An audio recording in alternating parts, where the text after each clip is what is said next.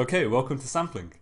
So, yeah, basically, I'm going to go over everything you need to know about sampling.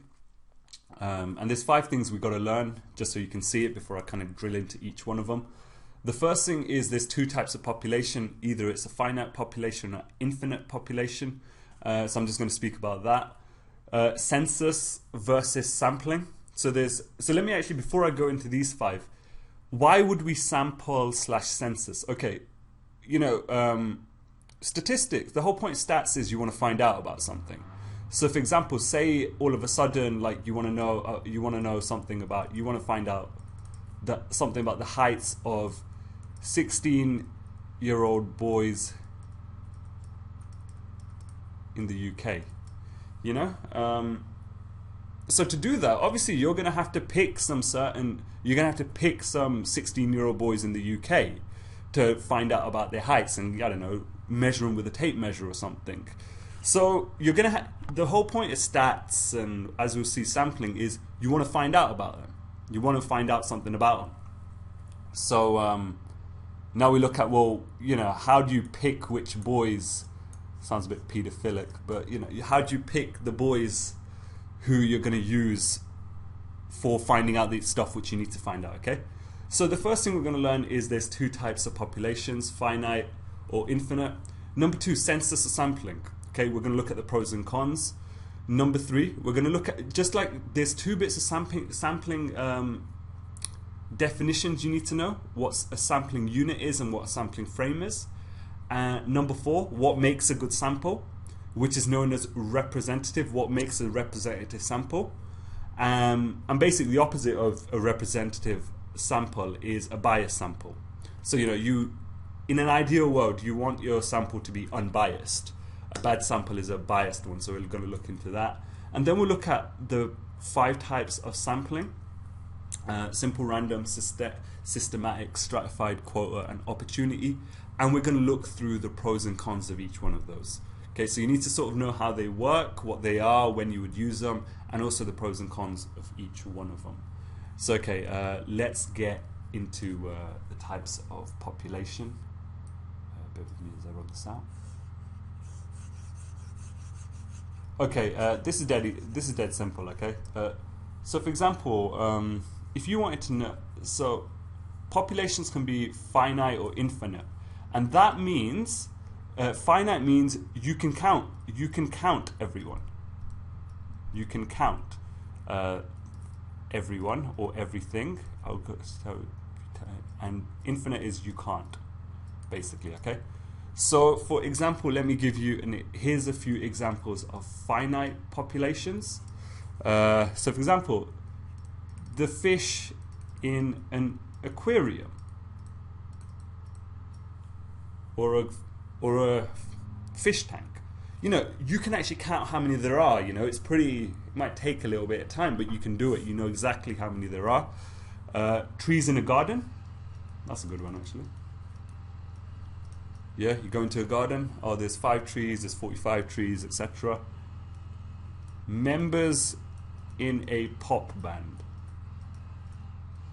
Yeah, that's pretty obvious as well. So now let's look at some infinite populations. So the first one would be, fish in the Atlantic Ocean. Yeah, now, we're not actually saying, don't confuse it, we're not actually saying there's infinite number of fish in the Atlantic Ocean. Obviously, there is a certain number of fish right now, but it's impossible to count it. There's just no way. And infinite means it's impossible to count it. Here's a few more. Leaves in a forest. I mean, again, yes, there is a certain number of leaves in a forest, but good luck ever counting it. And maybe here, pop fans across the world. I mean, how the hell would you ever know that, Imagine you're trying to kind of find out everyone who's a fan of NSYNC. Where are they, It's not like fans who love NSYNC are like blue, their skin is blue. So you're like, oh, there's a fan of NSYNC. You just wouldn't, there's too much difficulty. So that's the 2 types of population. And yeah, okay, so there's your 2 types of population. So now let's look at census versus sampling. So okay, so say you want to kind of find out about the lengths of trees in Leicester. Okay, so all the trees in Leicester, the lengths of trees in Leicester. So now, for example, say if you want to kind of find out the average height of them.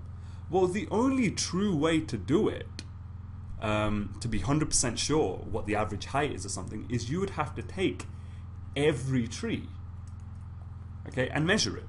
Now that would be so a census is when everything in your population, you basically go and measure or ask or whatever every person or thing in the population. Okay, so the census is when you collect information, collect info from every member of the population. Okay, in a second, we'll see why. That's the only way to be completely accurate. The other way is sampling. This is where you're like, okay, I'm not going to bother measuring all the trees in Leicester. I'm just going to go measure 50, and then I'm going to measure them, and then I'm just going to make an assumption. I'm going to hope that choice of 50 gives me a real accurate representation of all the trees in Leicester.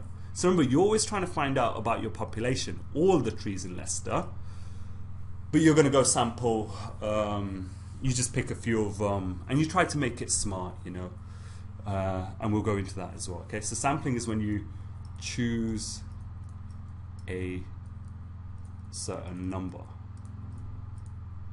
of them, of members in population, not all. And that's the biggest thing. So in census, you're picking everyone, you're getting data from everyone. Sampling, you're saying, okay, you pick a number, you say, I'm going to find out about that and do it from that. Okay, so let's look at the pros and cons of each one of these. So, okay, let's kind of go over the pros first. So the biggest positive of census, which is huge, yeah, is you get accurate data. This is the only way you get a accurate representation. You cannot be more accurate. If you want to know about something about all the trees in Leicester and you've looked at every tree in Leicester, well, anything you want to find out, that's a perfect answer. Okay, you cannot. This is completely unbiased. And remember, bias just means whatever it's true.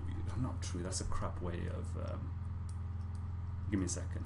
I'm trying to multitask. I'm terrible at that. Okay.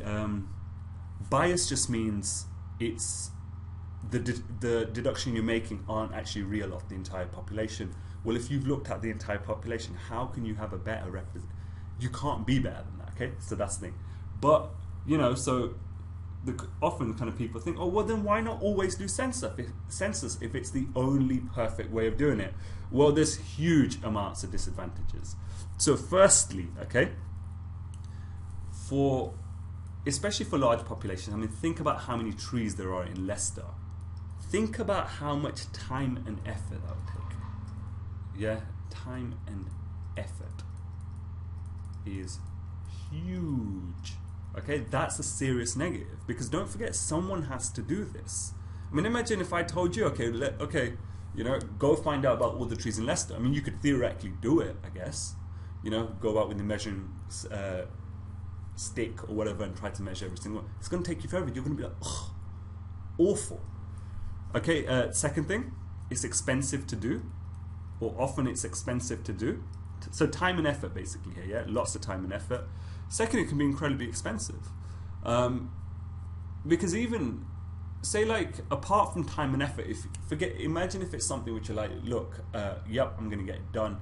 You would probably have to hire a lot of people. People aren't just going to go out there and measure trees for you and bring it back and stuff for free. So it can get very expensive doing this. because most of the time you got to kind of hire people. But I mean, I'll be honest with you, like in the exams you can just kind of dump down expensive, but that's the reason why it's expensive. Okay, here's a big one.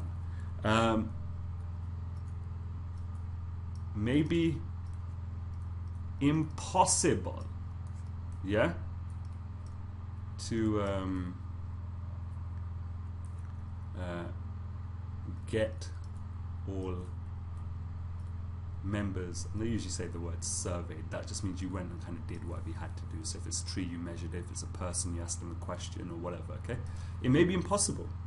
Okay, so for example, I mean, all the trees in Leicester, you probably can't get to all of them. You probably double count them, something like that. The other one is kind of like, say like you're trying to find out the heights of the 16-year-old boys. Well, how the hell are you going to do that, man?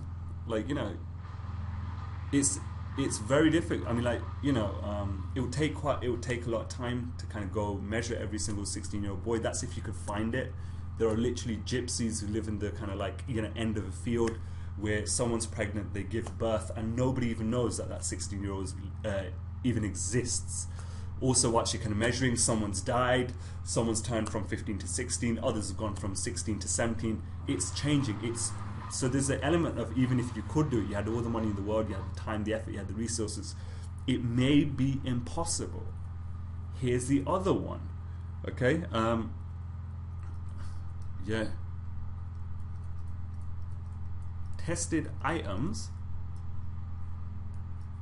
may be used up. So you have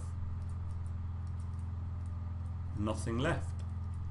So okay, say imagine you're in a factory which is kind of producing crisp packets or something like that, yeah? And you want to know about the average number of crisps inside the number of crisps inside each bag. Okay, well, to do that you'd have to open up every single bag.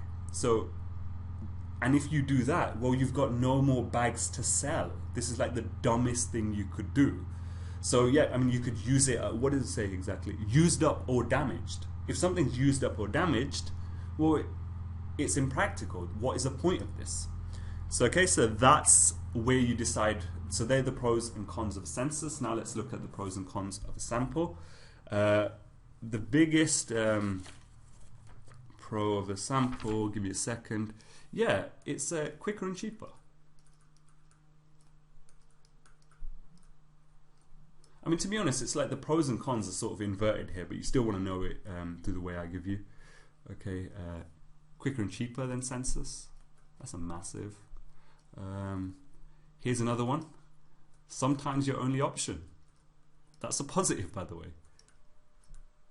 So, for example, like, you know, when I talk about the heights of all the 16-year-old boys, by the way, I should have said in the UK. You've got to be very specific with your population. Yeah, heights of 16-year-old boys in the UK or the number of crisps. It's the only option. You know, either you can't do it or it's so impractical that it just becomes completely stupid. Okay, now let's look at the negatives. And this is a really big negative, which I don't think is properly understood by too many people, is the fact that there's variability between samples.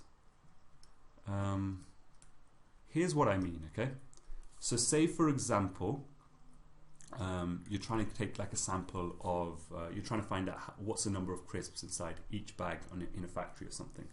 So say you took a sample of 10 or something like that, okay? So you could do that, and literally your mean number of crisps, yeah, could be like 14. But if you took another sample, you could just manage to happen to pick packets of crisps which had an unusually high amount, because that's the kind of luck of it. So this one could have a mean number of, like, I don't know, 30, just by pure luck. So, you know, so it's basically like you pick that sample, you pick that sample, you're going to get very different results, because you're going to come back, you're going to say something like, oh, on average all the crisps are like 14. Or here you're going to say 30, where in reality the real mean could have been something like, I don't know, 17. You know, you can pick a sample where you just happen to have ones which have less crisps or one which have more. Okay, so variability of samples. Now, the reason that this is kind of bad is because you get different results from different samples. From diff samples, and you know, yeah, chance pick a sample which doesn't represent the population. Okay, so it's just pure luck. You're just going to pick ones which are just really ridiculously crazy, because that's what can happen with samplers. And finally, can be affected by sample bias. Now, I'm not going to go massively into this now, so I'm going to go into sample bias in a second anyway. But basically, you know, like, how do you, for example, imagine you're trying to find out about music taste. Okay, so say there's a school, okay, and you're kind of trying to find out You're trying to find out, oh, what kind of music do the students there like. So, for example, you could have someone standing outside the place where all like the rock guys hang out, yeah. And because this interview is not very bright, he's basically just gone there. He's like, oh, if I ask 50, that would be great. You know, that's a really big sample or something. So he asked 50 people, all in kind of like rock t-shirts and long hair and stuff. And they all say, yeah, I love rock, I love heavy metal, whatever. And he comes away saying, oh, you know school children in that school, they love rock music. That's all they love. That's their favorite type. So that's sample bias. So basically the fact is, because you've got to pick your sample in a smart way, or it could kind of not be representative. Yeah, I mean, by doing it, you've got to put that extra effort on making sure it's representative, which is another way of saying it's not biased. So samples can be affected by sample bias. Okay, so that's the second bit done. Let me just clear this. Okay, so let's quickly have a look at a few bits of terminology. Okay, yeah, bear with me. Let me pause the video for a second.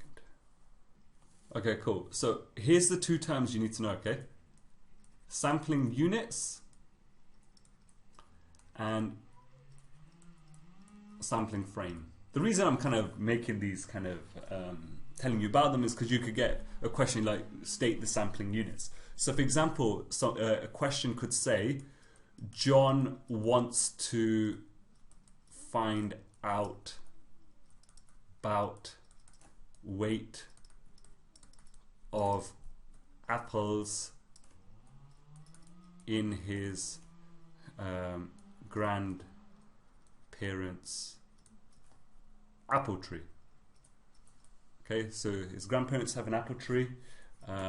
They produce apples. He wants to find out about them. So okay, now remember, you're trying to basically. Let me actually. So let's kind of do this as well, yeah. So are you happy? The population is all the apples on his grandparents' apple tree. Okay, so it may give you this situation here, and it goes state the sample units. Well, let's understand what sample units is. Okay, so sample units. Actually, I've given a stupid. Okay, well, let's have a look at that. Sample units. Okay, sample units is the individual members. So let me just write this. Okay, individual members of the population. So in this thing, if they kind of said state the sample units, you would say apples on the tree. That's what you would be kind of like, you know, they're the population members. If you want to find out about apples on the tree, it's the apples on the tree. Now, let me explain what sampling frame is. A sampling frame is because say like you want to pick, say for example you want to do a sample from like a school. Okay, so here's a school. Okay, and let's kind of go back to so let's kind of go back to you want to find out about music taste. In reality, and you might have an idea about samples already, is you've got to kind of pick it at random if you want an unbiased sample. Okay, well, So what you'd kind of need is you'd need to be able to say, okay, we're going to pick that person, that person, that person, and you're going to do it by random. So what a sample frame is that's when you have a list. It's the list of all sampling units. Okay? So it's a list of all the sampling units and you're going to basically, you pick your sample from here. So for example, if you're going to, if you want to do a smart sample about picking, this school, what do kids like, what music do they like? You got to pick some kids at random, not just kind of go to the place where the rock kids hang out. You got to pick them at random. Well, how would you pick them at random? You'd need a list. You'd need a list. So for example, if you had this scenario, it may say, okay, state sample units. Well, that would be students in school. Students in the school. Okay. Number two, it'll be like, it'll become like, give example of sampling frame. Give possible example of sampling frame. Well, that could be kind of like, maybe the school has like a database. Most schools are probably going to have a database somewhere. So maybe like a print out of list of students from database. I mean, you don't have to be exact with anything, kind of half, okay? Maybe like, so for example, he wants to know the height of students taking the exam. So maybe there's like an exam list which the school have. Here's the most common sampling frame used here is an electoral register. Now, here's what I mean by this. So sometimes what they kind of say is a lot of it's common for like a question to ask. Someone wants to find out about, I don't know, say like ODB or something, yeah?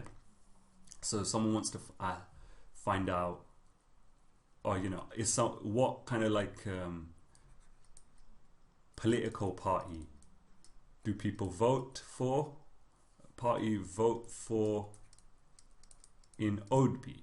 So obviously, if you're going to pick a sample, the sampling unit would be every person eligible to vote in ODB. And that's an actually important point there, okay? The sampling unit wouldn't be everybody in ODB, because 3-year-olds can't vote, 10-year-olds can't vote. So when you say sampling units, you're being very specific on, hey, this is my entire population. So you say people over the age of 18 who can vote. No, okay, people over the age of 18 in ODB, or people who are eligible to vote for an ODB. But okay, but they say state how Bobby will state the sampling frame. Just maybe it's state the sampling frame. So in a way, what you need is a list of everybody who can vote. Well, that, whether you know that or not, that's called an electoral register. So maybe as you're doing questions and you run across it, blah blah, you see electoral register said. That's what it means. It's a list of people who can vote. So electoral register can be, for certain specific questions, that can be the answer.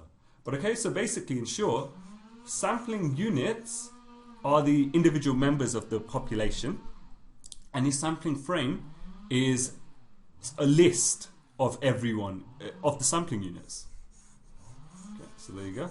Now let's talk about what makes a representative sample. So,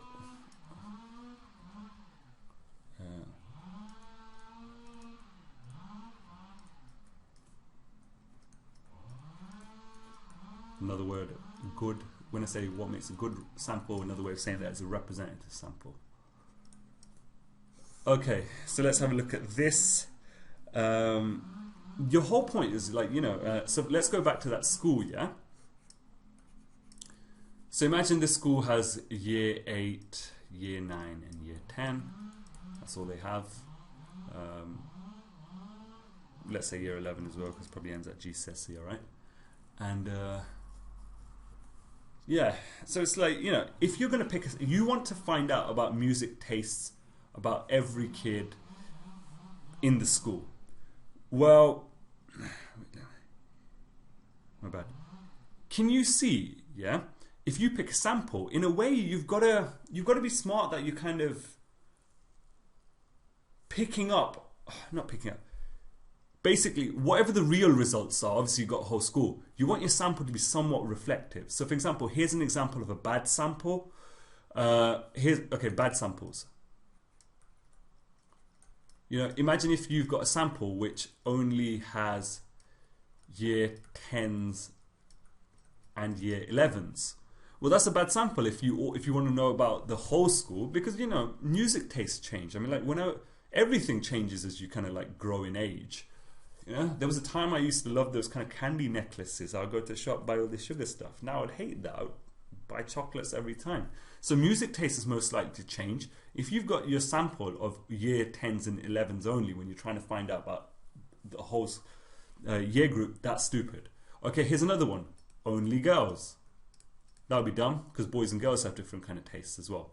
And we can get into more, we'll get into deeper when we go through different size samples, how you pick a bad sample. So your aim is to get a good sample. So the next thing which you need to know is, well, how do you ensure that? So the other way is how to avoid sample bias. All right, so here's how we can avoid sample bias. Here's the first thing, okay? You want to only,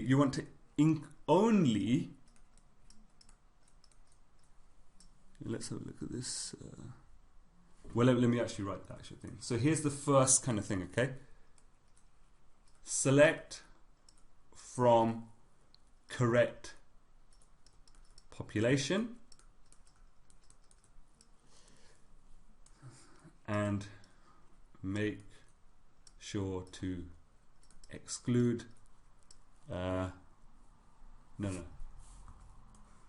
select from correct population and make sure no one is excluded. Okay. Second thing will be you select sample at random.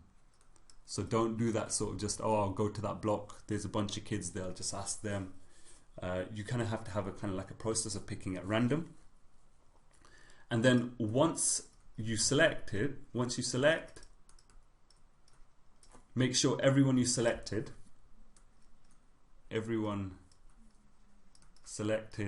is measured,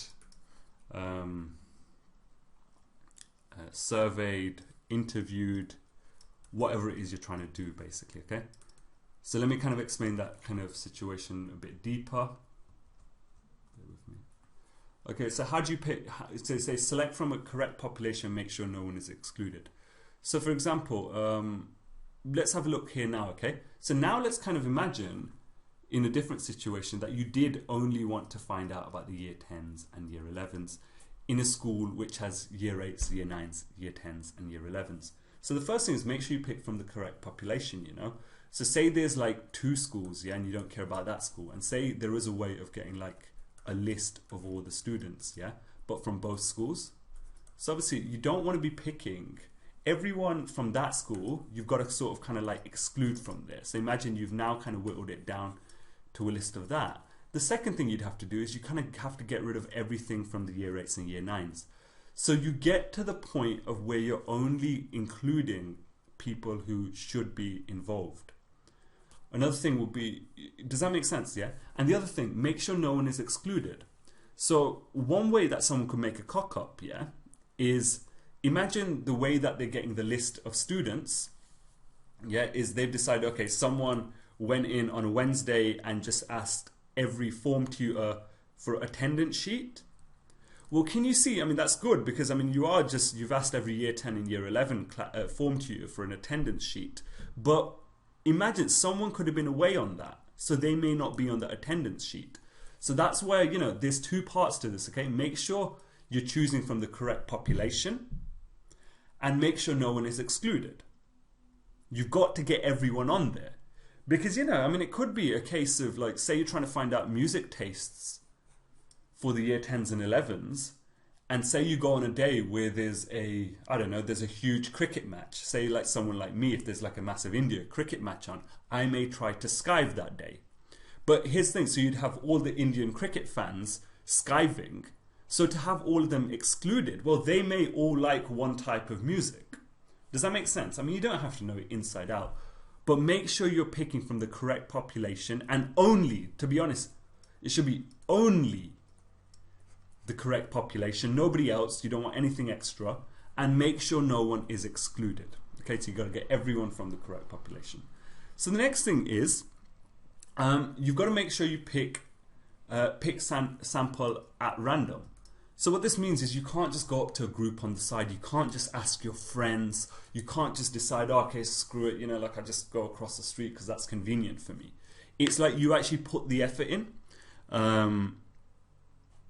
You put the effort in to kind of try to make it at random. Okay, and finally, make sure the sample responds. So for example, say in this situation, you got a full list of all the students of year 10 and 11, and you know, you basically, what you're going to do is you're going to, if you're trying to find out about their music taste, you're going to have a certain number of kids in your sample of, I don't know, whatever, say you got 20, you decide your sample is going to be 20, you've picked 20 kids, okay, you've now got to make sure and ask every single one of those. So you may go in on the next day, decide to do your sample, and you want to ask every single one of them, hey, what's your favorite type of music? And say, for example, 3 of them are ill. Well, what you don't do is now say, okay, all right, fine, scratch that, I'll just pick another 3. No. You've got to hunt them like dogs. Yeah, go to their house, wait around until they come back, that thing. Because the other thing, you know, the reason is, if it could be a certain type of people is, you know, ill. You know, in my school, you know, I remember like one of the guys there, he always had a runny nose. He just always had a runny nose. So he was more likely to be ill. He's a sickly guy. Maybe all the sickly guys love Japanese pop or something, you know, like K-pop or something like that as well, you know. So that's what it means. Okay, so basically, make sure you pick in only from the correct population, and make sure no one is excluded. Okay, so everyone in the correct population. Then make sure you're picking you're picking your samples at random. Okay, you have an actual method as well, and once you're selected, you hunt them down like dogs, and you make sure they come back to you. Okay, so that's that, and now we can actually kind of look at we can now go into the 5 types of sample. So sample type number 1, simple random sampling, really common. Okay, so the biggest thing about this is let's have a look at, here's what it says. Taking a random sample is important for avoiding bias, as I said. Yeah, that's one of the things for picking a good sample. One way to make your sample is to pick it at completely at random, is to use simple random sampling. Okay, so the big pro of this is it's totally random, which is a big tick on the good samples list. So here's the deal with this, okay? Well, we can kind of go into the pros and cons in a second as well. The aim of this is every person in the population has an equal chance of being picked, and you know, one person, each pick is independent. So if I pick one person, it doesn't increase the probability or decrease the probability of someone else getting picked. It's as random as it gets. Okay, so here's how you do it. Step 1, you get the sampling frame, sample frame, and I'm going to use terminology as well, so it's kind of stuck in your head for if a question comes. You get sample frame, and you want the full list. Remember, you want the full list. Okay, you get the sample frame, and you number each member. Okay, you're going to number each member of population. Step 2, use random number generator to so what's the word? Generate numbers. Okay, get numbers. Yeah. Step 3.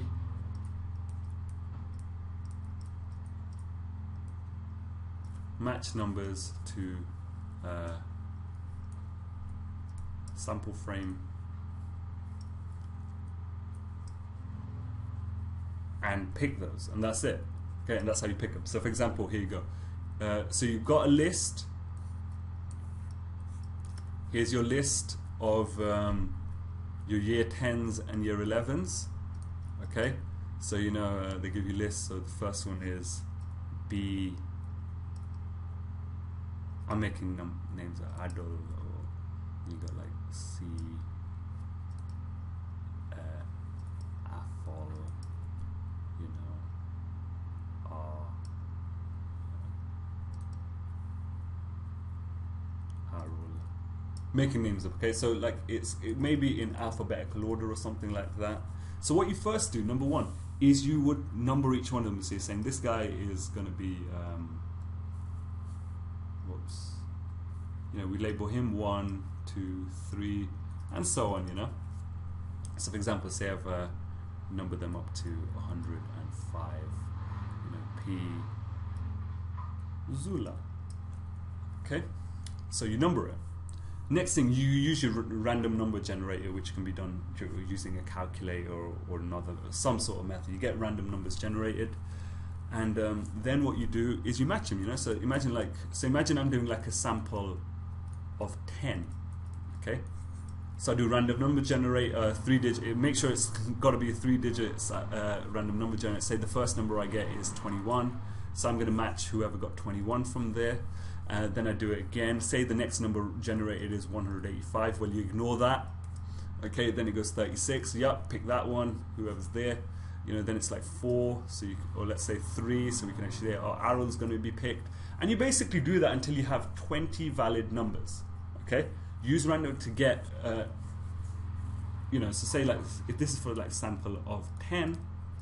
Okay, use random number generator to get 10 valid numbers. Does that make sense? Until to get first 10 valid numbers, and then finally, you know. So, oh yeah, first you'd actually get 10 valid numbers, and then you match them. So I sort of did step 2 and 3 at once as well. Does that make sense? And now you've got to hunt these down like dogs. They will respond. Okay, so that's a simple. That's how you do simple random sampling. Yeah. And the sample size, by the way, is just picked at random. That's not important. The question will just tell you they pick it, decides to do a sample of 3 or something. Okay, I can show you an example actually as well. There's a good example just in the book of saying how, a very specific example. Why couldn't I remember the page? Bear with me.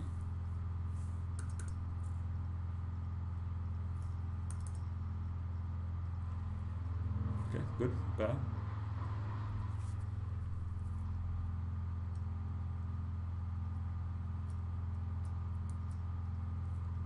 Feel free to skip until this thing actually kind of does its job.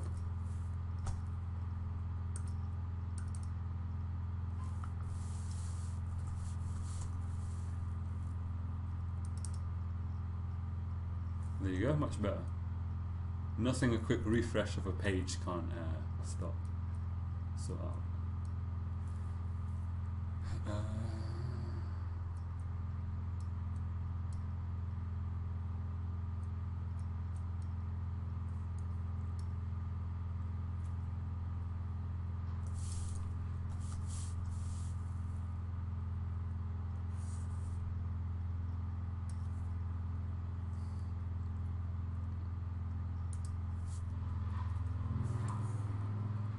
okay, so here's a question, right?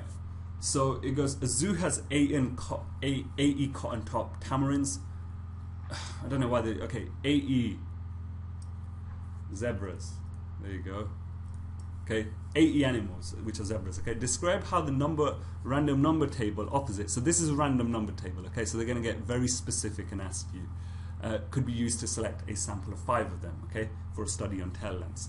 Okay, so first what you need to do is you'd have to get a list. So number 1, get list of all zebras. So imagine you got that list. Okay. Okay, and remember there's 80 zebras. Now here's what we need to do. Okay, so we're somehow going to be using this random number list. So one way we could do it is and you got to think there's 80. Okay, if there were. Okay, so here's what we're going to do. Okay, can you see we could just pick those. What we could do is every single zebra, we could label it 2 digits. Okay, so 01, 02, 03. All the way to 79 and 80. Okay, so that's the first thing. Okay, we get the sample number, we get the sample frame, and we number them. Does that make sense? Number and number. I'll just do that all in one. Okay, pick first 5 valid and number 2 digits. Okay, you got to do 2 digits because we're going to be using 2 digits. We can't just kind of look at the first number and say 8 and then 3 because then we could never get 79. So we're going to pick 2-digit ones. Pick first 5 valid numbers. So can you see if we kind of go through this? Yeah, if we go across. So the first one is 83. So 83 is not valid, so we don't pick that. Does that make sense? The next one's 30. So whoever's number 30, that zebra is getting picked. Then there's 39. That one's going to get picked. 92 is the next one, that's not getting picked. 18 would come next here, then 40, and then 03. Does that make sense? And remember, we're picking 5 of them. So there you go. We just picked our sample, nice and good there. Okay. So zebra number 30, 39, 18, and 40 and 3 are going to get picked. He's getting picked, by the way, and that's how you do it. Okay. So there's an actual example of how it will work, and yeah, you basically just tell them that, you know. Okay, so now let's look at the pros and cons. And you notice I spent a little longer on this one because this one's actually important. The other ones, there's not so much, especially. So the most important samples to know are simple random, systematic, and what's the other one? How have I forgotten the name? Stratified. Yeah. So with these 3, you actually need to know how it works. Quota and opportunity. They're so goddamn straightforward. It's a no-brainer. Okay, so now let's look at pros and cons.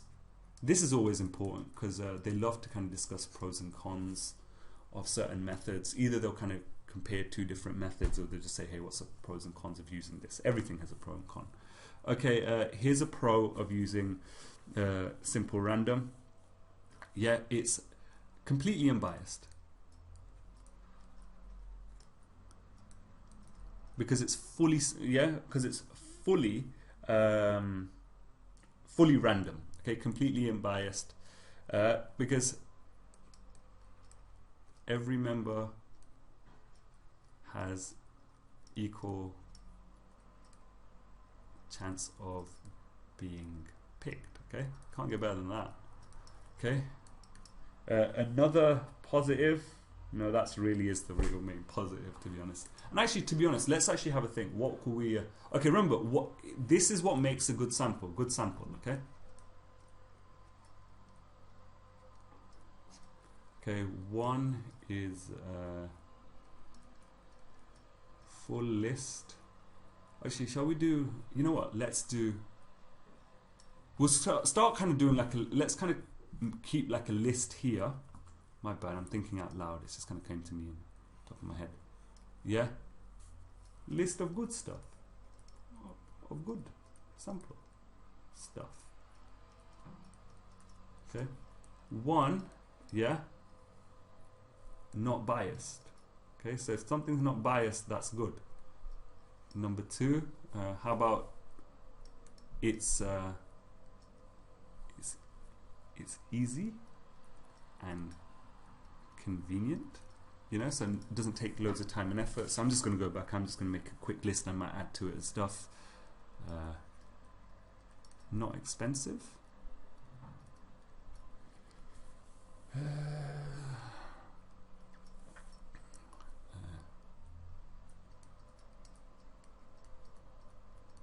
It's possible. I'll come to that. So for example, say if you're dealing with a finite population, you may not be able to do a simple random sample, because if you wanted to say heights of all the 16-year-old boys in the country, you may not be able to get a list of every there may not be a list that exists for every 16-year-old kid in the company, because as I said, you know, so in the country, because some kids are going to go older, sure, I don't know. And even better would be every leaf in the country. Try get a list of that and do a simple random. Okay. What else? Bear with me here. Okay. Sampling.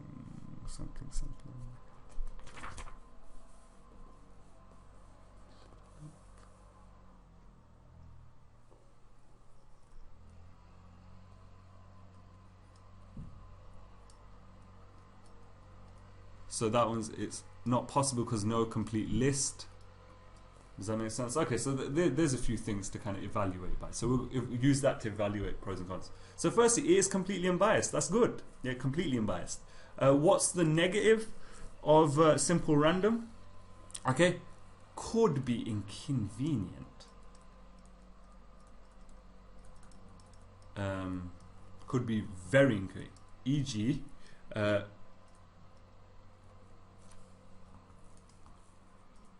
population spread over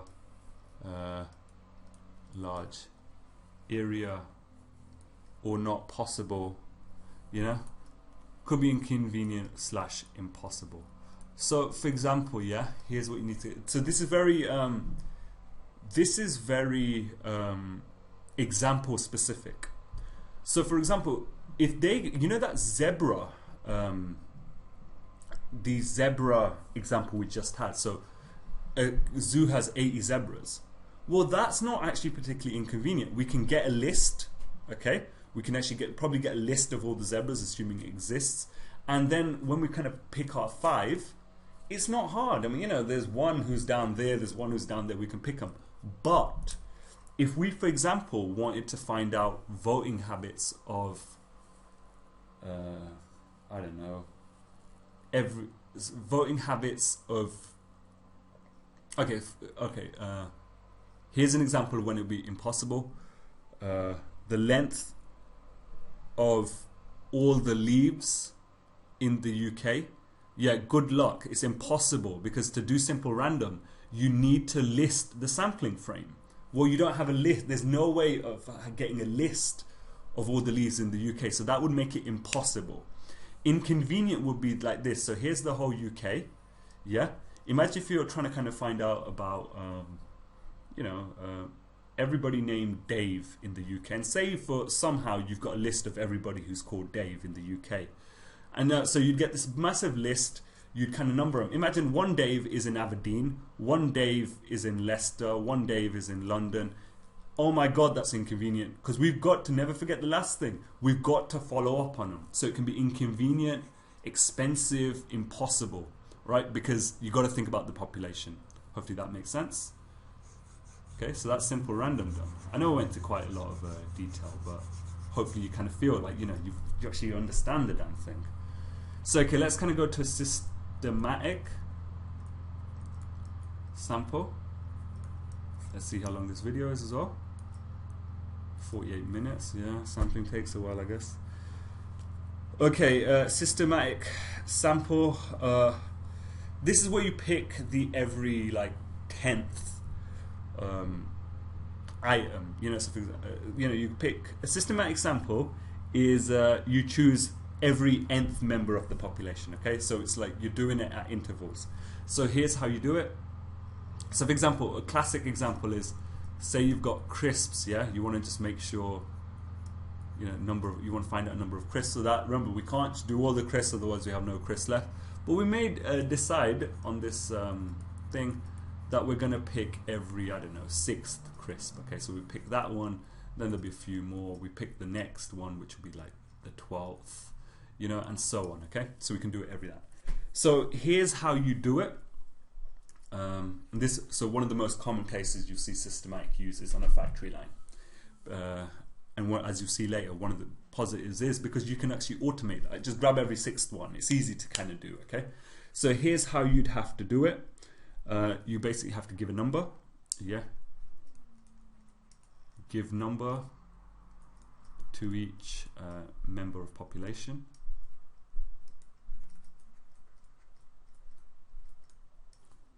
Number two, calculate regular interval by dividing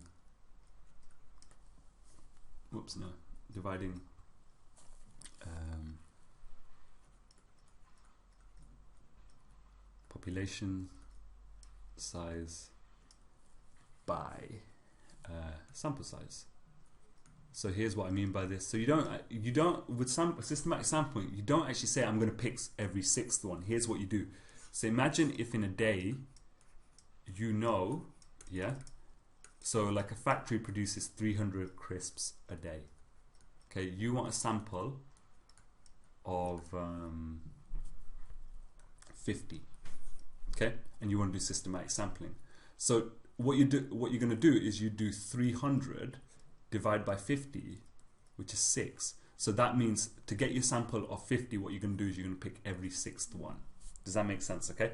So you've got to give a number to each one of these. So either it could be a list of things, or like crisp packet number 1 made is not 1, 2, 3, 4. Here's another one. Here's 5, and this one will be 6th, which is going to be picked. So we number all the way to 300, where we get to. Okay, and we did that by we divided the population size by our sample size, because you decide what sample size you want. You don't pick like, oh, every sixth one. Okay, number 3, generate random starting point.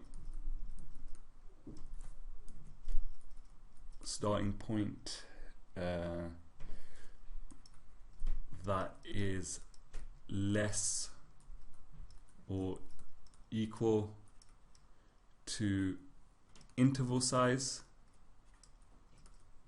So for example, in this side, we figured out that the regular interval here was going to be 6, and our example of 300 crisps, and we want a sample size of 50. Okay.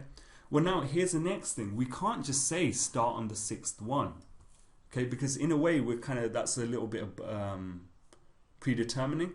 But what we can do is all we're saying is it's going to be every 6 along. But it could be that you pick the first one and then go every 6 along. That'll give you a sample of 50. You could also pick or alternatively, you could pick the second one, pick every 6th along. So here's what it kind of goes, okay? So it goes generate a random, so that's starting. Generate starting point that is less or equal to the interval size. So the interval size, we kind of said, is 6. So, we're particularly interested in the first 6. We've just got to decide where to start. Okay? So you just basically use a random number generator.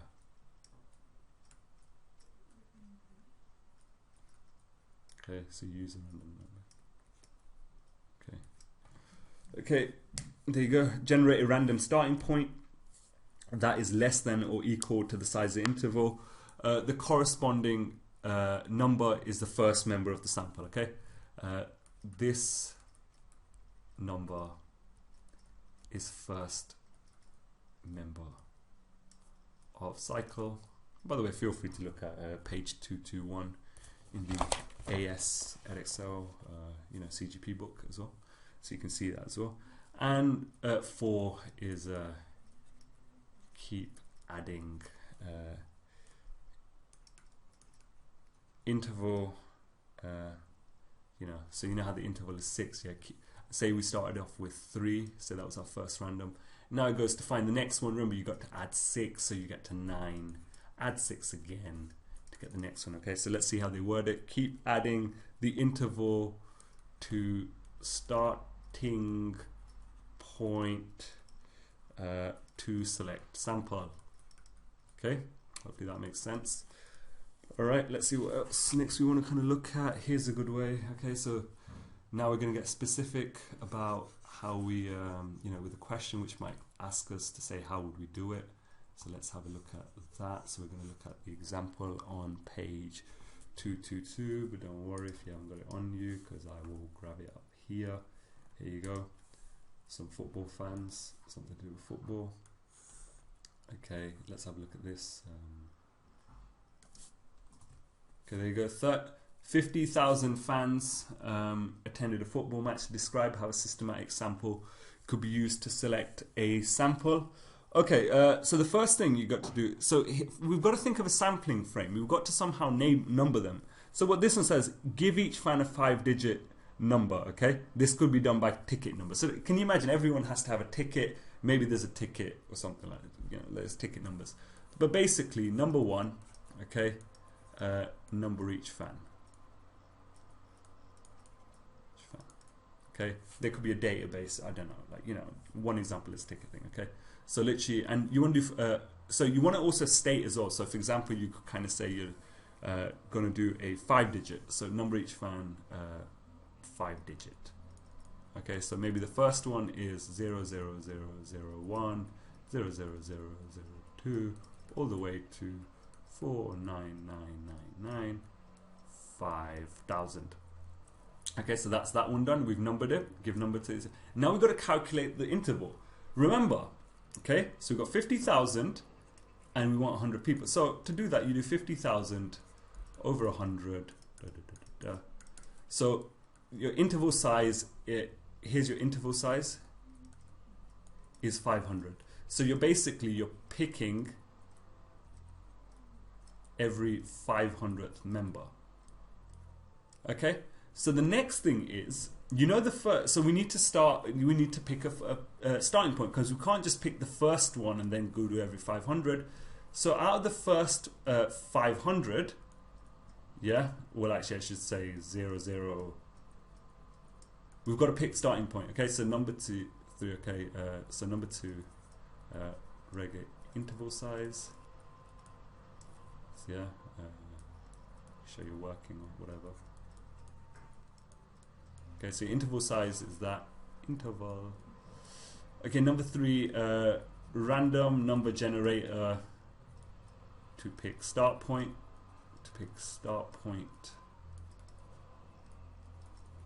Between 00001 and 00500. This is first member.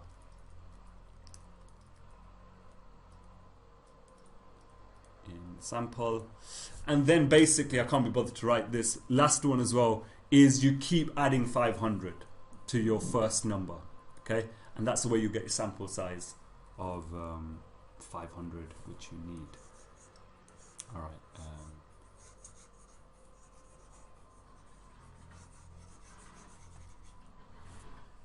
Okay, pros and cons. Let's get to the pros and cons of advantage. Okay, pros and cons. Okay, first pro of this, okay, can be used by quality control. Okay, can be used by quality control on production line. So you can can be used. To be honest, that's a bit of a crappily worded one. To be honest, I'd say quality control on production line. I think a better way of doing that is it can be automated. So I would personally kind of write, can be automated. But I'm more kind of saying that in terms of you actually understand this, because if you understand it, then it's easier to do it. The fact that it can be automated, why is that a pro? Well, you don't need someone to do it. You don't have to hire someone. It's just easier. Someone's not going to make a cock up an error. You could have, even if there's a guy who's willing to work for free, he might just kind of pick number 3. It's like, oh, what's the interval again or something? No error. It can be automated. That's brilliant. Okay, second one, unbiased. Oh, here's a good one. Should be unbiased. Okay, so it's completely at random. You're picking them, you're numbering, you're doing that as well. Yeah, it should be unbiased. So the negative. Okay, here's why it might not be unbiased, and so here's why it might be biased. and this is such a pernickety one, but you need to know it, okay? It's saying the regular interval could coincide with a pattern. So for example, say if we've kind of got our crisps, yeah, etc., yeah, and we're picking every 6th one. Okay, so we're going to start with number 2, then we kind of pick number 8 and number 14. Well, what this is saying, so it could coincide, regular interval could coincide with pattern. So for example, you know, like we're picking every 6th one. Well, it just could be by pure luck and coincidence that this machine screws up every 6th one. Okay, it screws up every 6th one. Now, if it happens to start screwing up here, and then every 6th one it keeps screwing up, we will get a sample size where it says all of these are screwed up. Does that make sense? Yeah? Or on the flip side, the alternative thing could be, you know, if it is, say, like, it starts at the 2nd, then every 6th is screwed up. Say it's the 3rd one that's screwed up. Sorry, say we start at the 3rd, yeah, but the 2nd and 8th and that is screwed up. Then we would go to 9th, 15th and that, and we would have a sample size which is completely, which says everything is perfect, oh, it's great. But either way, it would give you an unrepresentative sample and it will be completely biased, okay? Because you'd either get all are faulty or no are faulty, okay? So it's like, it could coincide with a pattern. And you know, that's, I mean, don't try necessarily care too much about the words from this. If you get asked a question, it's going to be quite context based anyway, okay? And just looking at the pros and cons there can be used on quality control. That's the easy and convenient. Does that make sense? That's how we decide our pros and cons. Easy and convenient, the fact that we can automate it. The other pro should be unbiased, the unbiased thing here, yeah? But then, you know, our kind of negative kind of comes in here as well, as, oh, but it could be that. Okay, so this looks like a good list to kind of look from anyway when we're deciding. Maybe on the next one, if I remember, yeah, whoops, what happened there? I'll get you to do it. You can do the pros and cons before I jump in. You can have a think. Okay, let's get to systematic. This one's important. Because in theory, this is like the best one if you can do it. Not systematic, what am I talking about? Why do I keep forgetting? What's the name again? Stratified. Stratified sampling. Okay, so here's the deal with this one, right? Let's go back to like a school. So, you know, imagine this school like a 6th form thing, okay? So you've only got year 10s and year 11s, and you've got boys and girls, yeah? And let's actually just make it even simpler than that. So imagine you've got boys and girls. That's literally all you've got, okay? It's only a year 10 school. What is that? Oh. Yeah, boys and girls. And imagine the actual population is you've got 700 here and you've got 300 here. So you've got 1,000 kids, of which 700 are boys and 700 are girls. Imagine you pick a sample of 100. Well, and we pick it at random and stuff. Well, we could be kind of smart. Can you see 70% of boys in the actual population are boys? Yeah, 30% are girls, alright? So in our sample, it says, when we kind of pick our boys and girls, why not be smarter rather than trying to pick these at random? Yeah? Instead of trying to pick these at random, let's intentionally pick 70% of our sample to be boys and 30% to be girls. So we're like on a sample of, let's say 50 just for the sake of it. So this will be, we'll say we're going to pick off our sample of 35, we're going to pick 35 boys and make it 15 girls. So the proportions match up, okay? So this is about matching the proportions to categories. Okay, so it goes. Stratified sampling. If a population is divided into categories, e.g., for example, age or gender, you can use a stratified sample. This uses the same proportion of each category in the sample as there is in the population. Okay, so hopefully that actually makes sense. Now I'm going to go through, you know, the exact steps in how you do it, and then we'll do an example as well, so you feel good on that as well. Okay, here you go. Divide population into categories. Okay, that's important first. So you divide the population into categories. Number 2, calculate total population. Number 3, calculate number needed in each category for sample. Number 4, and by the way, this is done by, here's a little formula here as well. Size of category equals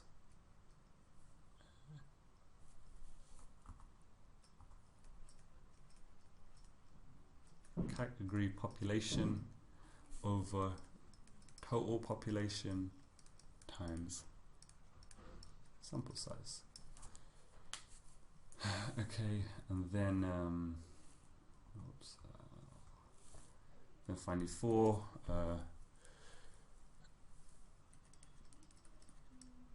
pick sample for each category at random. So you sort of do that by simple random sampling, yeah? So simple random sampling is sort of embedded into this. Simple random, I'll just do that, okay? So let's have a look at, let's kind of have a look at a question now. No, it's at the bottom of that page. Here you go. I want you to,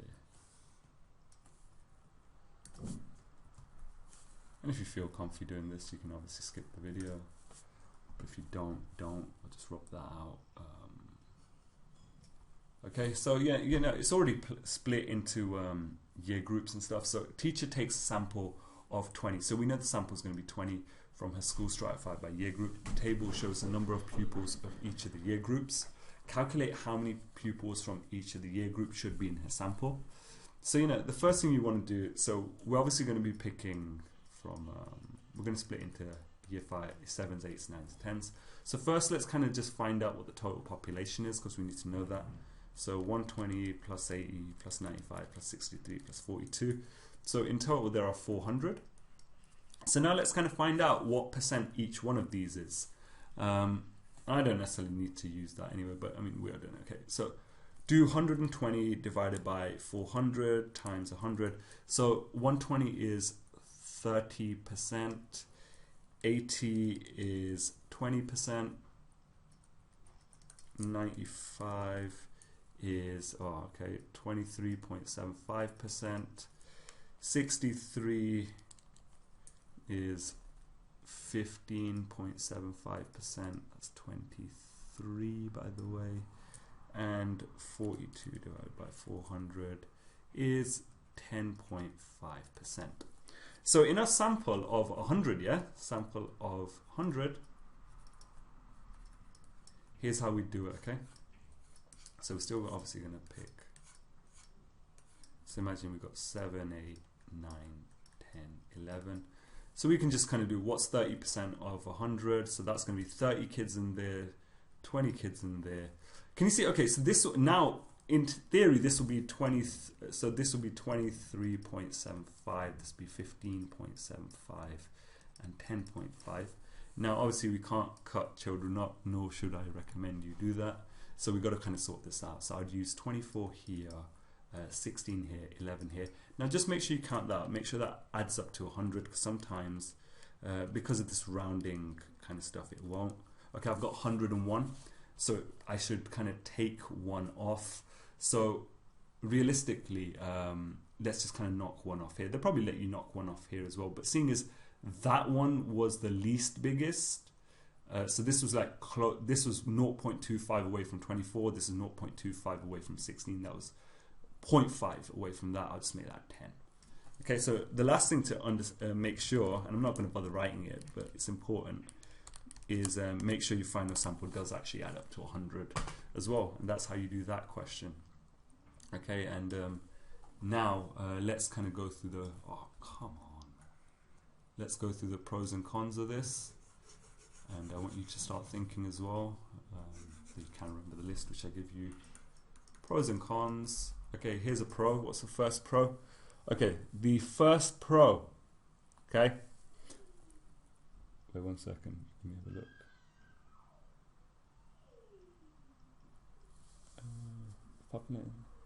Okay. Yeah.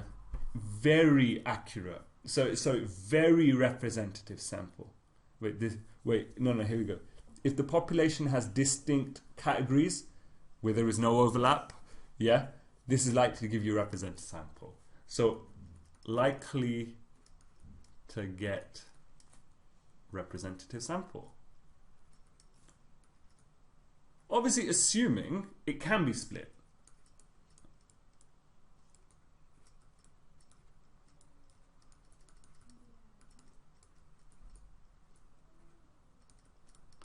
Okay, so that's the one. All right, and it's useful. Here's another. I mean, this isn't very good. Okay, so can you see? It's going to give you a very good unbiased thing. Is it easy? And so let's kind of think now. Is this easy and convenient? You think? The answer is no. This actually, this actually takes more work than anything. So yeah, I mean, it requires more work. Less convenient. Is this expensive? It could be expensive.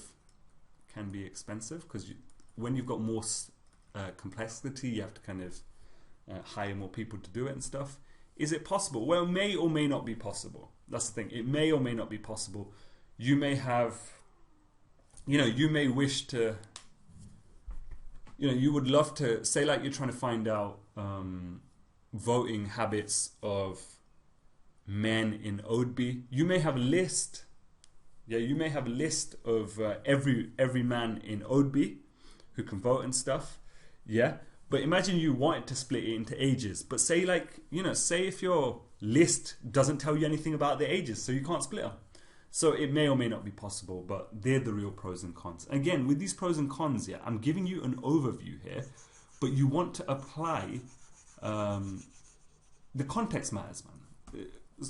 It's all about context, this stats thing. Okay, let's go into quota. This oh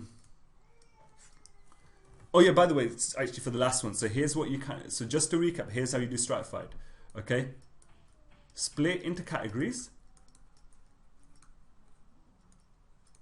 The reason I'm telling you this in case they actually happen to throw a question at you where they're like explain in detail what's happening and stuff. Okay, you split into categories. Work out proportions. Work out each category size for each category. Work out each category size for each category. Well, that's stupid, yeah. And then basically, say like once you kind of decide I'm going to go for 15. So for example, like in the boys and girls, yeah. Say you've kind of decided, and do you remember the original population was 700 and this was 300. Say you decided 35 and 15. To pick that 35 from that 700, you would have to get or create a list of the 700 boys, number them, and then pick 35. Then use simple random sampling for each category. Does that make sense? Can you see why it's actually quite inconvenient? Because it's actually quite a decent bit involved. You may have to create lists and stuff like that. Okay, let's go to quota sampling now. Okay, so this is how quota sampling works. It's actually kind of similar to stratified in a way. Okay, so you divide population into categories.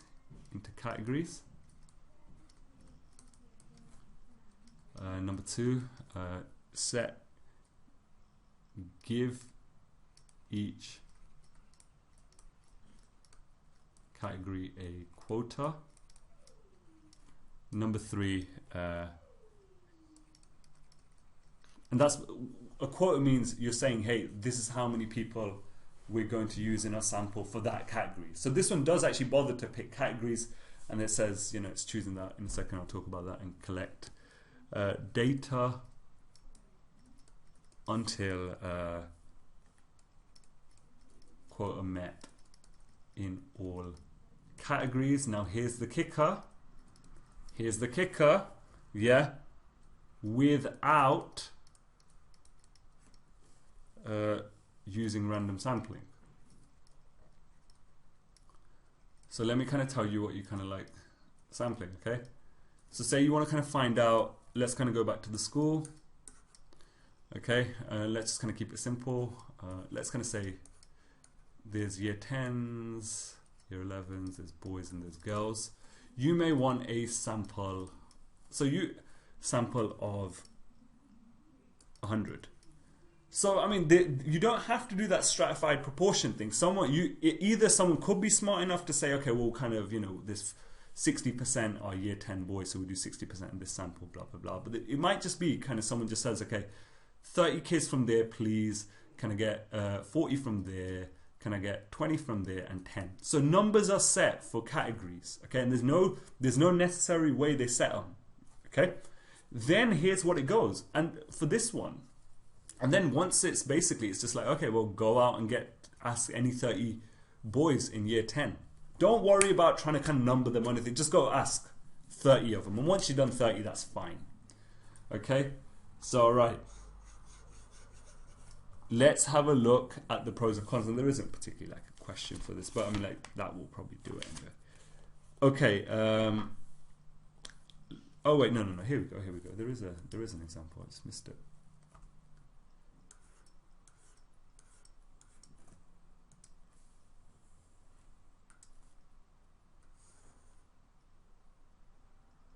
Oh, it's not much of a thing. It says so. Here's actually a good situation. All right, well, let me put it on the thing anyway.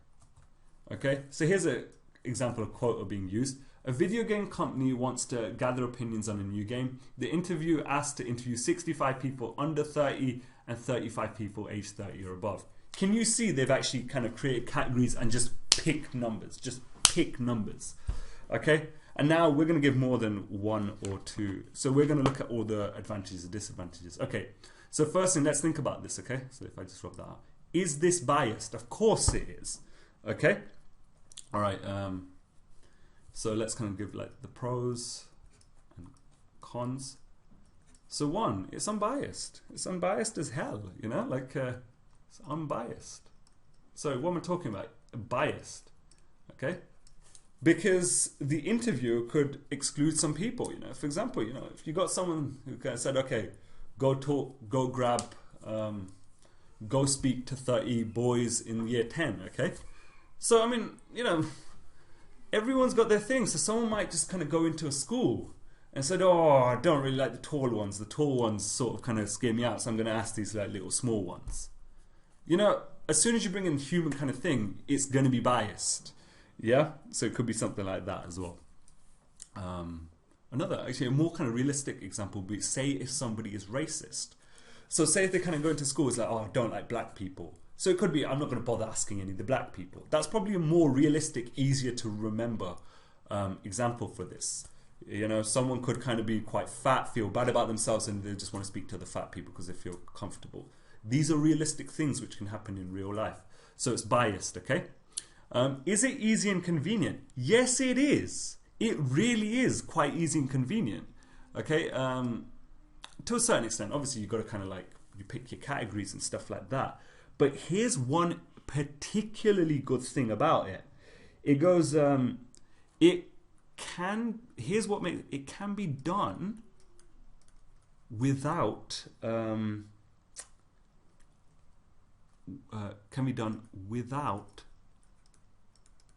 full list of population. The sampling frame, it can be done without a sampling frame. So for example, say if I said, you know, I want to go, I want to find out about the lengths of leaves. There's no way I can do it using simple, random, or systematic, or stratified, because I don't have that list. I need some sort of numbering system to make it random. Well, when I don't have it, quota is the only one. And it kind of goes back to, it's probably more this. It's possible. It's, you know, there's this one can be done when it's not possible. When certain things are impossible, quota is always possible. So it can be done without a full list of. So that's a negative, isn't it? This is a pro. Yeah, without a full list of the population. Here's another one.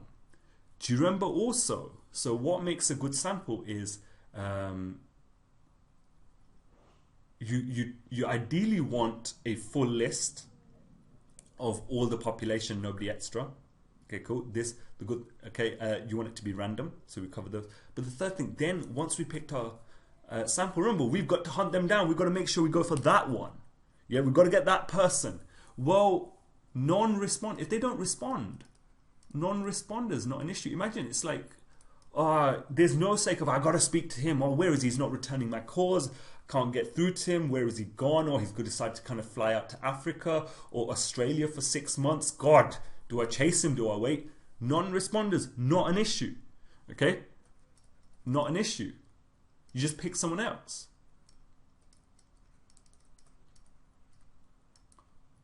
So they're two real big. Wait, I've done this wrong. These are my cons, and these are my pros. Duh. All right. Yeah. Anything expensive? I don't think is a big deal, and this is probably not expensive. I mean, maybe it could be. Expensive isn't a particular pro and con. It may be in the context of a question if you're given it, but that's not a real big thing. Is it possible? Yeah, it's always possible. So that's the real good thing about quota sampling.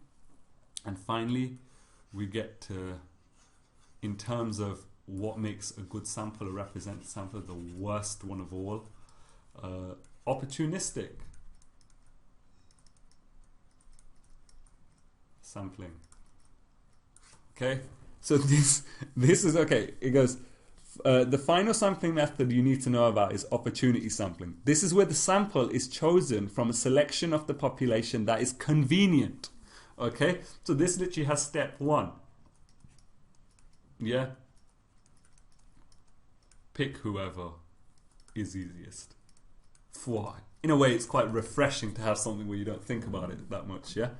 And we can let's have a look at a little question anyway on that. We'll see what it's saying, just for the sake of seeing something like that. I mean, we can already start thinking about pros and cons anyway. Ignore the fact that the answer is just splattered there in the middle of this question. I'm going to rub that out. Avert your eyes if you're seeing something terrible. There you go. Okay. By the way, this is sometimes called convenience sampling as well, just for the sake of that. Mel thinks that most people watch her favorite television show. She has 20 friends, yeah, whether they watch the television show. This is as opportunistic as it gets, yeah. Name the sampling method used. Well, it's opportunity sampling. Okay, she's asked her damn friends because it's the easiest one. Okay, give reasons why Mel sample might be biased. Well, don't most people hang around with just about everyone has friends who they have something in common with. So, for example, people who tend to like, friend groups tend to like similar types of music. It's not that often you find a friend group, someone loves rock, someone loves rap, someone loves blah, blah, blah, blah, blah. Like such differing ones. Yeah. So yeah, I mean, what does it say? Mel's friends could be of similar age or same gender, which is not representative of the whole population. Yeah, for sure. Okay? Because remember, Mel's population, she's like most people. Her population is everyone. And she's just gone and asked 20 friends, probably the same age and gender and stuff like that as well. Boys tend to hang out with boys, girls tend to hang out with girls. Yeah. Okay. Because this is Mel's favorite television show, she might have encouraged her friends to watch it too. Yeah, that's another great point as well. So it's like, she thinks most people watch a TV show. I know when I like a show, I'm like, watch this. This is awesome. Yeah? Or, something like that as well. So it's a good chance she's influenced it. So, basically it's biased, isn't it? Okay, let's go through the pros and cons. This is not the hardest one at all. Okay, pros, cons. And we're just going to shove it in. Okay, is this do you think this is biased? Con. It's very biased. Or likely to be very biased. Is it easy and convenient? Yeah. Very easy and convenient. Is it expensive? No, not expensive most of the time. I mean, I don't know. You know what? Expensive is a weird one. No, probably no. You know what? Not expensive. It's definitely. I can't imagine how that'd be expensive, because you can just, if there's a situation where, oh, that would be more hassle, this costs a bit more, you just like, just pick that. You've got full freedom. Yeah, always possible. Okay, so there could be a situation where it's actually always possible. Yeah, always possible. There you go. But remember, pros and cons are more kind of the context of the certain question you asked. Okay, so there you go. There you go. And you know what? You can feel free to stop the kind of video if you want here, if you feel like you got it. But I'm just going to give you like an overview. So just give you like a quick recap of everything we've been through. So okay, remember there's two population types. Two, which is finite and infinite. Yeah. Remember, infinite doesn't mean that there are actually infinite amount of things. It just means you can't count it. Okay, so finite, you can count the number of members in the population. You know how many there are. For example, well, no, it's no example. It's bloody obvious. Okay. No. Okay, I'll give you one. Finite is how many fish in an aquarium. That's like that's a limited area which you technically could go and count, and even better would be like a fish tank. And infinite is in the ocean. Okay, no bloody way you're going to find out how many fish in the ocean at any time. The next thing, remember, so the whole point of like stats is you want to find out something. So you've got to kind of know what the pros and cons are of choosing a census versus sampling. I mean, I know we look at sampling methods and stuff, but don't forget the alternative is you go for everyone. Okay. So for example, by the way, you know, if it's like, say you want to find out the music tastes of the Joneses family across the street. I mean, there's no point really sampling. They've probably only got about 4 or 5 people in the house. In that instance, it would be smart to go for the census. Why sample? It's not going to be hard. You get that perfect, accurate representation. Census versus sampling is just basically accuracy. You've got to give it. It's a trade-off between accuracy and just like impossibility, expense, inconvenience, all of that. Okay, so realistically, in most situations, you've got to go for the sampling. But census would be better if it was possible / not, won't kind of like bankrupt you in some, and wouldn't take your whole life to do. Okay, what was the next thing after that as well? Oh yeah, don't forget a bit of terminology as well. Sampling unit is basically it's a member of the population, member of your population. Okay, sampling frame, that's the kind of stuff which is used for simple random sampling, systematic sampling, and stratified sampling. Okay, that's a list of all members of your population, and that's going to vary on the question. As you saw, like when we saw that you know, the football fans going into a stadium or something like that, that would be, you know, ticket number. So you may be able to kind of get a list of everyone who came or something by ticket number. You know, if in a school it might just be a database where they got kind of kids, or you know, like a class list or something, like list of all the students in the forms. You know, that'll be a good way to know they don't overlap as well. But don't worry too much about overlap.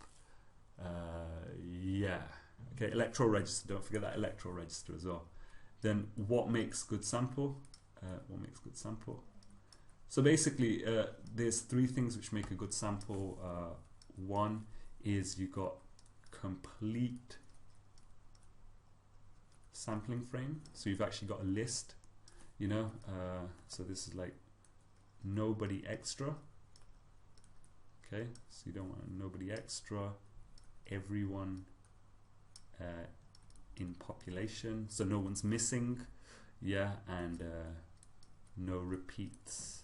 And that'd be a good thing as well. So you wouldn't want a list where you've got everyone, but certain people repeat 2 or 3 times, because you'd increase the chance of them being chosen. Okay, so that second, unbiased. You know, so it's like picked at random. Randomness, the more random is, the more unbiased. Okay, and number 3, hunt everyone. So basically, you hunt everyone down. What's a good way of putting about that? Make sure everyone picked is got data from. You get what I mean, right? You get the data from them. You don't just kind of do like what you do in opportunity sampling or convenience sampling, opportunity or quota sampling, where you're like, fine for it, just grab someone else. It's like you hunt them down, because that's what makes a good sample. And then you've got the 5 sample that's all simple random, systematic, stratified, quota, opportunity. Okay, these ones these are actually like random, which implies they're kind of like unbiased. Though we kind of saw with systematic, technically there's a chance that the pattern could be exactly the like interval you chose, which I think is a bit crazy, but I guess it must happen in the real world for them to say that. And this is not random at all. Yeah, big case of bias. And then depending on the context of what the question, you got to think pros and cons and things like that. Expense, is it, think about biasness. We still probably got that list in the top corner. Okay, if you're thinking about pros and cons, think how biased is this situation? Is it easy and convenient? Would this cost me a bomb, or is it actually kind of doable expense wise? The third, never forget that, is it possible? Remember, for these, the fact that they're random is it requires a sampling frame. Some sort of list. Well, this one, the big benefit is not only is it convenient, it may be the only choice. Okay, yeah, and we're done.